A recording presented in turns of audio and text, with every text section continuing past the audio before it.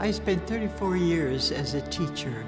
I just loved interacting with the students. Many sisters, brothers, and religious order priests served for little pay, and now their communities lack retirement funds. My very first class had 56 first graders. Gifts to the Retirement Fund for Religious help provide for medications, nursing care, and more. Please give to those who have given a lifetime. Donate at your local parish. God bless you for your help. Coming up on this edition of Reel to Reel. I'm Carolee McGrath. Some great music at a coffee house at St. Pat's in Northfield. We'll take you there. I'm Steve Kiltonic here in Holyoke. I'll have the story of some of the traditional holiday events being held in support of the children and families of Brightside. And a visit to the historic city of Puebla in part 2 of our series on Catholic Communications Pilgrimage to Mexico. All this and more coming your way on this edition of Reel to Reel. Hello and welcome to Reel to Reel. Thanks for joining us today on this third weekend of Advent. And this Sunday in particular is known as Gaudete Sunday in the church calendar, or as the Sunday of Joy.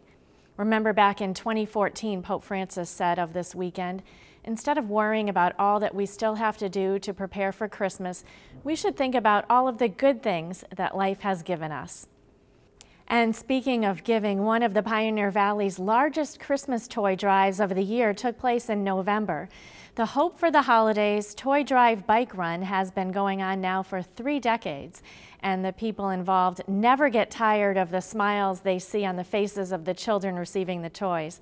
This and the traditional Brightside Angel campaign are held to ensure that all the families and children of Brightside have hope and joy this season. Steve Kiltonic tells us more.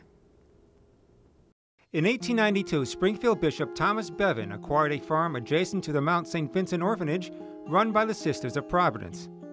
The farm was called Brightside because of the morning sun which illuminated the property. The institution that was established here became known as Brightside for Families and Children. In those early years, Brightside provided care mainly for children who were orphans or whose parents couldn't provide for their needs. Brightside has evolved over the years and today continues its philosophy of supporting families and family life with a comprehensive array of child welfare and mental health services. Mark Paglia is Brightside's Director of Outpatient Behavioral Health Services. Primarily today we provide in-home services throughout Western Mass.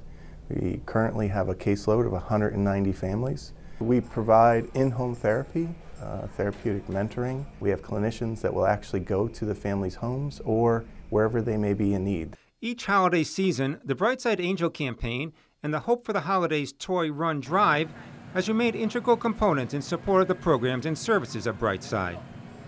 This year's Brightside Angel campaign kicked off on November 19th at the Holyoke Mall outside of Target. Featured was a performance by the Holyoke High Madrigal Chorus. On display were traditional paper Brightside angels, as well as porcelain ornaments and pins. Kids enjoyed the face painting and a table where they could color a Brightside angel. There was also a Brightside testimonial and a Christmas story reading by Western Mass News anchor Dave Madsen. Over the years, various items such as Brightside Bears of Hope, magnets, and candles have been added to the product line. People look forward to the new paper and porcelain Brightside angels, which have become valued collectibles. While today this Walmart parking lot is filled primarily with holiday shoppers, on November 5th it was transformed into a sea of motorcycles, all driven by bikers bearing gifts for Brightside.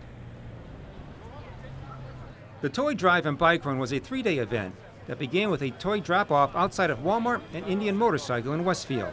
This year marks the 30th anniversary of the Toy Drive, which attracts bikers from across New England. Some were in the Christmas spirit and adorned in festive holiday attire. The entry fee for the ride was a donated toy, gift, or money. As the departure time approached, the 2 flatbed trucks began to fill up fast with all types of toys for kids of every age. Bruce Rivest, Melvin Hook, and Peter Silvano are the organizers of the event. Rivest and Hook, who were both adopted, joined the Brightside team 5 years ago. In 1970, I was adopted through Brightside from a great family. I couldn't ask for more. And later in life, I had some troubles as a youngster, and I was put back in Brightside for some behavioral issues that I had. Rivas credits Brightside for steering him in the right direction. Hook got involved with the run after suffering severe back and neck injuries.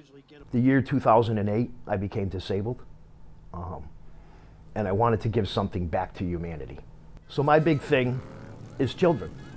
Children are important, they're our future. So I work for the children, and that's my passion. Silvano has been a participant in the run since its founding. The owner of a t-shirt business, he donates all the Toy Drive Run shirts he creates. Being a local businessman in the community, you always want to try to get behind something. And when I decided that Brightside will be the cause that I'm going to get behind. We got so many great people aboard with us, so many great people that come out every year and just help us and donate, and it's amazing to see all the support that we get. The motorcycle community, there's nothing better on this planet, you know, when it comes to events like this. The event has grown from about 300 bikers 5 years ago to the 800 Rivas estimates participated this year. As the parking lot reached capacity, the bikers lined up to make the ride to their final destination, Providence Behavioral Health Hospital. Bob Sarge Coe, a Vietnam-era Marine, has ridden the bike run for 30 years. A few years ago, Rivas asked Coe and Chicopee's Post 275 riders to be the lead group. Veterans and kids and motorcycles is just a win-win-win. You can't beat it. There's nothing else you can do to beat that. Led by police escort and Post 275, the bikers headed down Memorial Drive and were cheered on as they zipped by. About 20 minutes later, the two flatbeds, loaded with toys, followed by the long chrome bike line, made its way down Route 5 with the hospital in sight. Greeting them was Mark Paglia's contingent. Eventually, everyone made it to the hospital parking lot. After a light breakfast, a brief ceremony and raffle was held thanking the bikers. We have the greatest motorcycle community in Western Mass anywhere. You guys rock!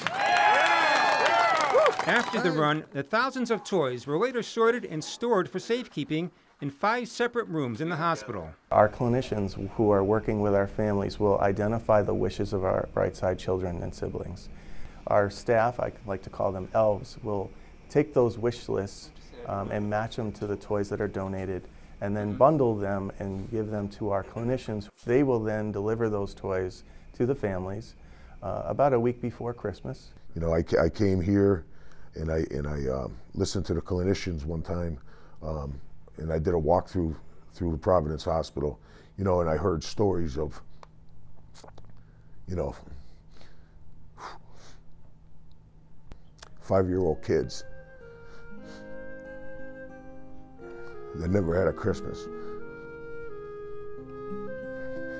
And I don't think any kid should not have a Christmas.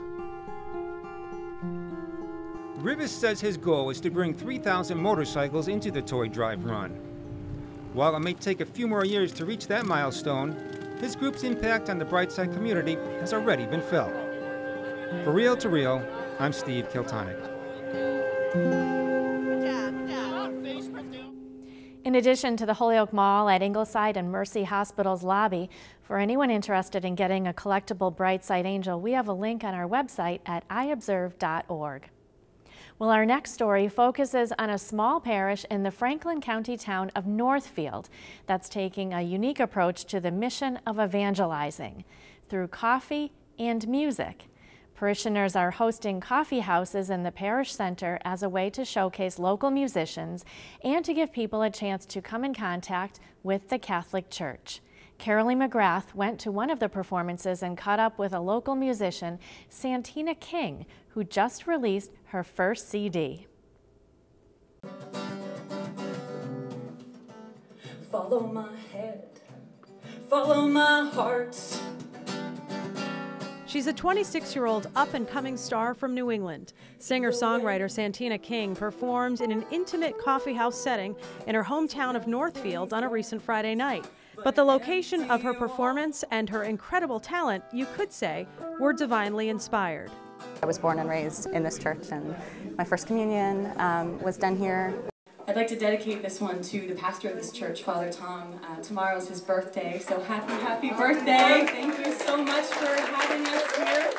Santina was the featured artist for the St. Patrick's Coffee House. The parish has held 2 in recent months in the basement of the church. It was a combination of rock, blues, and Jesus. Santina played songs from her just-released self-titled album.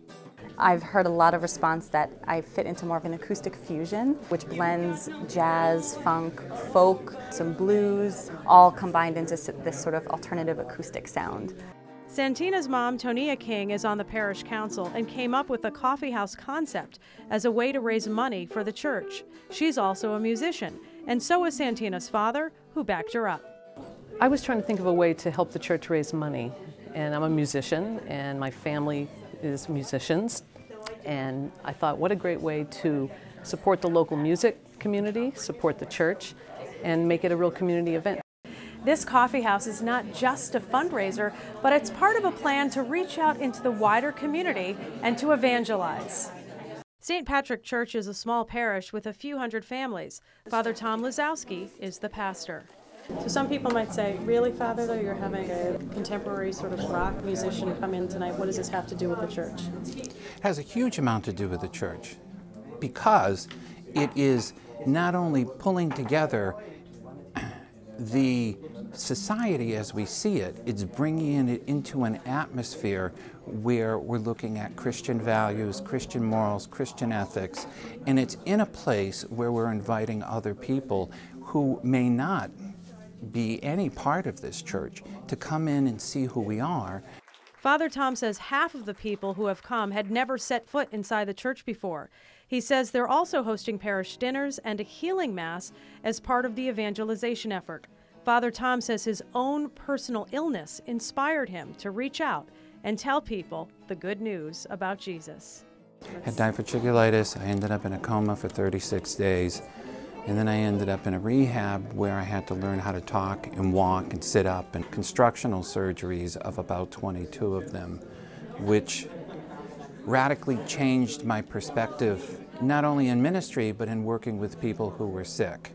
So St. Patrick's parishioners will continue to reach out with coffee, cookies, and rock and blues, and maybe encourage people to give Jesus and the Catholic faith a second look. In Northfield, I'm Carolee McGrath. And you can go to iobserve.org for a link to the site where you can buy Santina's CD.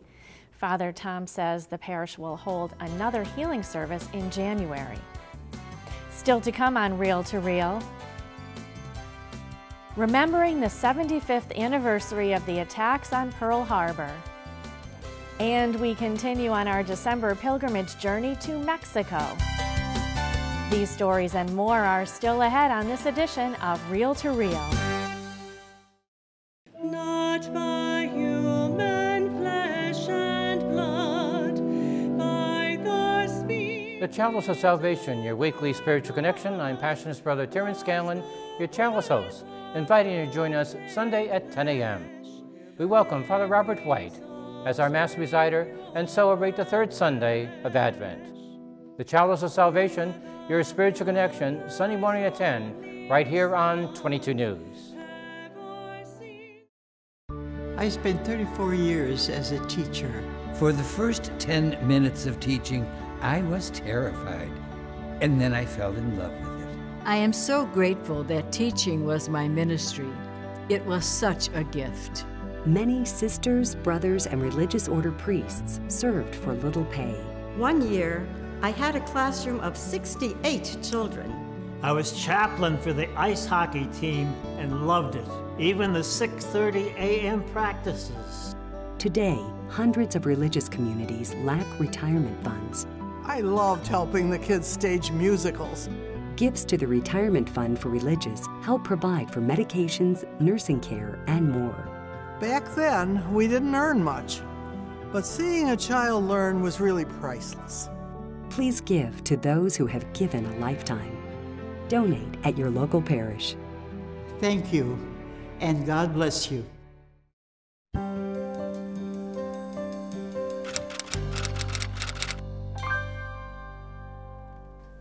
They are everywhere in the scriptures this time of year.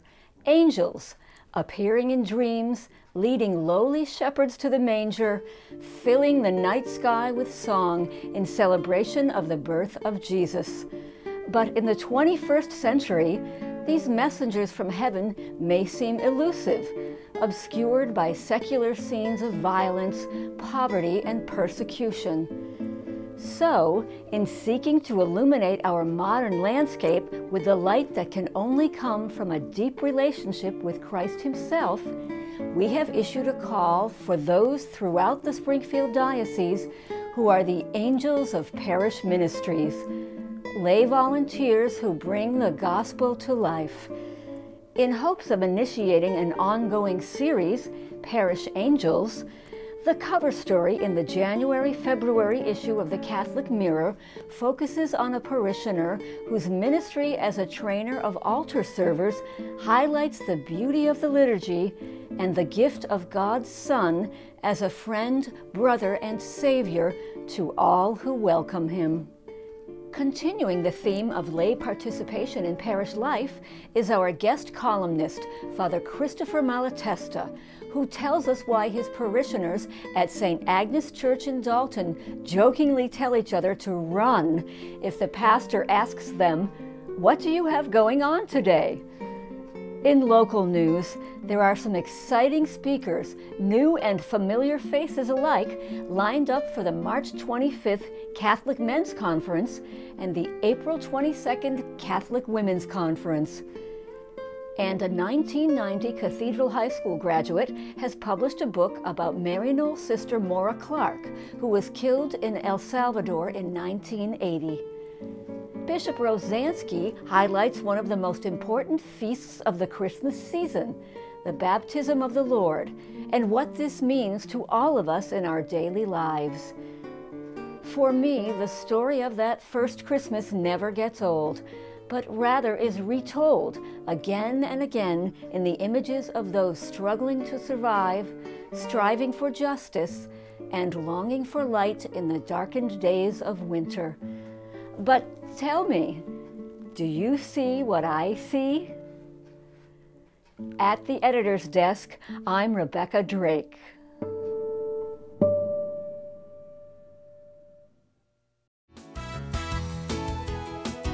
You are watching Reel to Reel, your window on the world around you. Here again is your Reel to Reel host, Sharon Roulier. 75 years ago, this past Wednesday, on December 7th, 1942, the attack on Pearl Harbor by the Japanese military brought the United States into World War II. In this Catholic News Service segment now, the Archbishop for the U.S. Military Services discusses the anniversary and the need for prayer, reconciliation, and peace.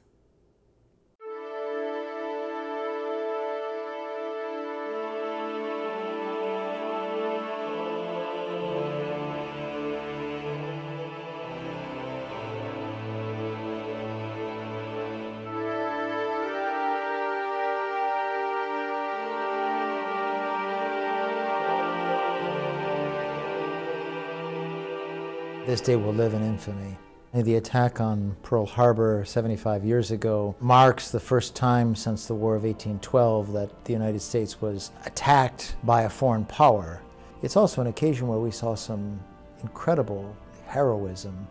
So all we have to do is think about someone like Father Al Schmidt pushing people out of the USS Oklahoma before it sank, and thereby, while he lost his own life, he saved the lives of many others.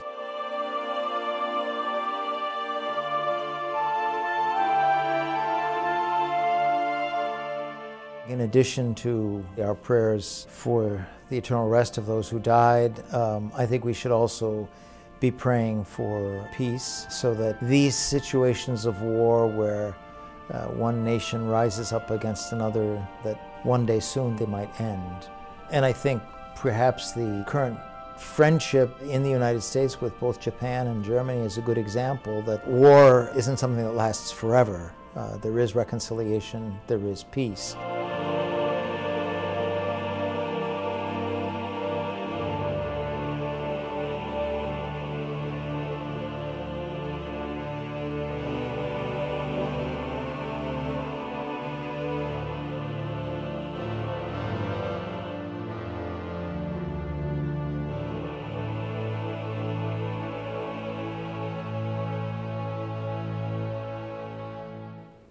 And we take this opportunity to salute our World War II veterans.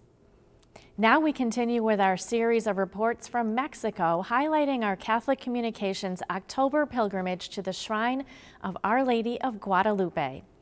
In part 2 of our series today, the pilgrims, led by spiritual director Father Gary Daly, travel to the city of Puebla for a fascinating look at the history of the early church in Mexico.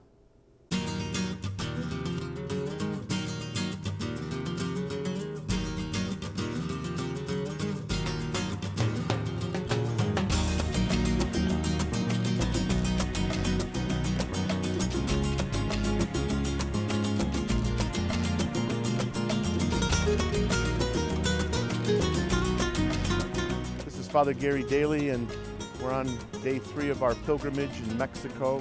One of the things that we're learning as we move through Mexico are various aspects of this country, but one of the things is geography and landscape. And as we left Mexico City today, we are traveling over the mountain, which we're presently on at 10,000 feet above sea level. Mexico City, where we're staying, is 7,000 feet above sea level. And now we're in beautiful landscape here, just outside of Mexico City on our way to Puebla. And behind me you can see the beautiful mountain of Itza, which is snow-capped right now, which is 17,000 feet above sea level. And to the side of Itza, you see the active volcano, Popo. And we're just taking in the beautiful landscape of this area now as we move over the mountain into the beautiful city of Puebla.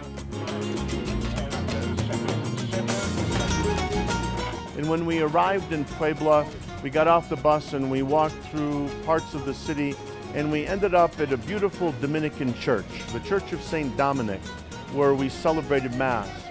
The church itself is beautiful, but when we rounded the corner into the chapel, which is the Holy Rosary Chapel, what a magnificent sight we saw. Just very Baroque, very ornate, very gold, and we celebrated Mass there in honor of Our Lady of Guadalupe. The chapels of salvation, giving thanks that you have called us worthy to be in your presence.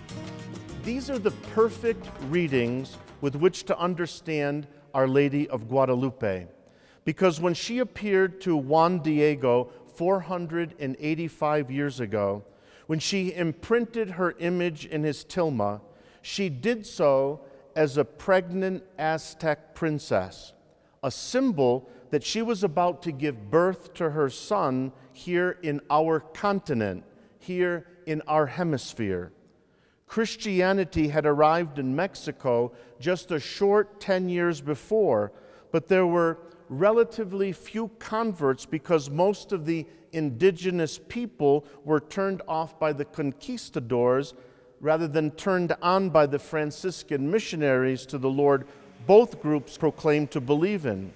But after her appearance and seeing the image of this mestiza woman, which was harmoniously beautiful mix between Indian and Spanish features, showing the compatibility of the gospel being announced by the Spanish Franciscans and the Indian nature. There started to be converts by the millions. 10 million came to the faith in the next decade.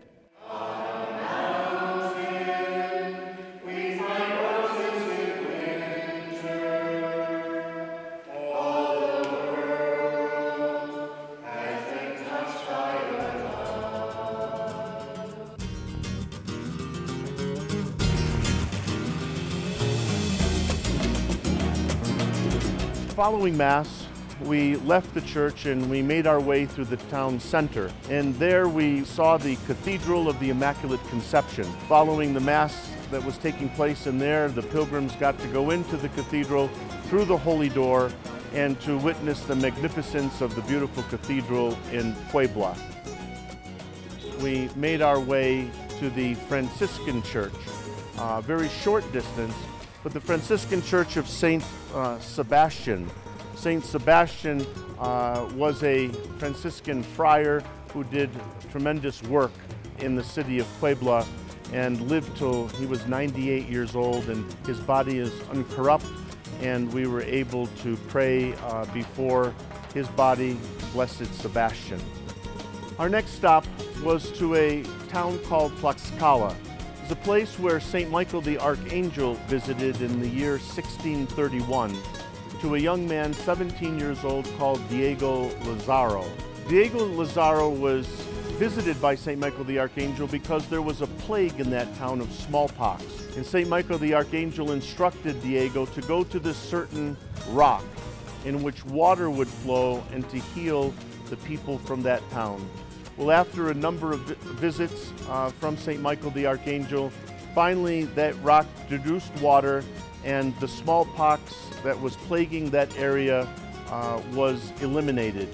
And so a church was erected there to St. Michael the Archangel, and the pilgrims were able to walk down the numerous stairs and hills to get to this church and to visit and to see the well that's there and to lift some water for them to take home. In addition to that, in our journey towards that church, we really got to see some of the small villages from the greater Puebla area, which really spoke to us of some extreme poverty. But one of the things that everyone commented on, particularly the pilgrims, was that in the poverty of these people, there was just a tremendous joy. That the people and the young people were just enjoying themselves and whatever they could, and going through the marketplace. We were able to walk through and to visit some of the folks that were there selling their goods, and to be able to see those people just enjoying life there in that small town of Tlaxcala, and just enjoying the presence of Americans coming to their town, just brought a great joy to all the pilgrims. From there, we left and made our way back on top of the mountain, 10,000 square feet, where many of us felt the pressure in the bus with our ears popping, and coming back down into Mexico City for the night to enjoy a night of dinner with each other, and then rest for our journey the next day. Hopefully you will join us next week so that we'll learn more about the Virgin Mary of Guadalupe.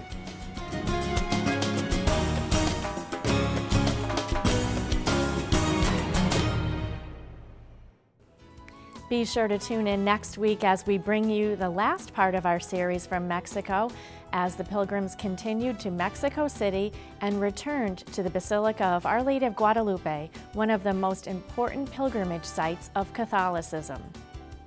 And this Monday, December 12th, on the Feast of Our Lady of Guadalupe, Father Gary Daly will hold a special bilingual Mass and festival starting at 7 p.m. at the Catholic Newman Center at UMass in Amherst. Following the Mass, there will be Latin food and music, and all are welcome. And if you'd like to travel with Father Gary Daly and Springfield Bishop Mitchell Rosansky to Fatima, Portugal next July to mark the centennial of Our Lady's apparitions there, we still have seats available. For more information, check out a link that we have on iobserve.org, or we can send you information in the mail. Just call 413-732-3175. That's 413-732-3175. And iObserve is the place to keep up with all of the latest news on the Catholic Church, both here in the Diocese of Springfield and around the world. Check out our news and information website, iobserve.org. Also, for a sneak peek at future stories we're working on, as well as updates on the latest news, friend us on Facebook. We're at Catholic Communications. Next week, we pay a visit to St. Mary's School in Lee. It all comes your way right here next week at this same time on Reel to Reel, your window on the world around you. See you then. Reel to Reel is a production of the Catholic Communications Corporation, funded in part by the annual Catholic Appeal, and the support of you, our faithful viewers.